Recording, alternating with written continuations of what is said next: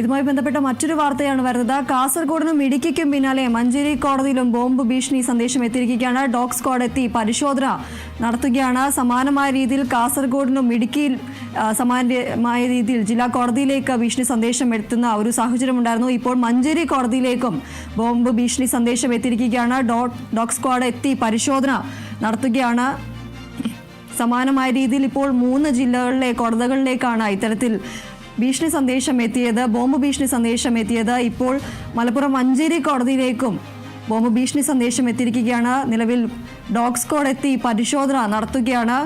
സമാനമായ രീതിയിൽ കാസർഗോഡിനും അതുപോലെ തന്നെ ഇടുക്കി ജില്ലാ കോടതിയിലേക്കും സമാനമായ രീതിയിൽ ഇമെയിൽ വഴി ഭീഷണി സന്ദേശം എത്തുന്ന ഒരു സാഹചര്യം ഉണ്ടായിരുന്നു. കാസർഗോഡ് 1:15 മുമ്പ് കോടതി ഒഴിയണം എന്നതാണ് ഭീഷണി സന്ദേശത്തിലുണ്ടായിരുന്നത്.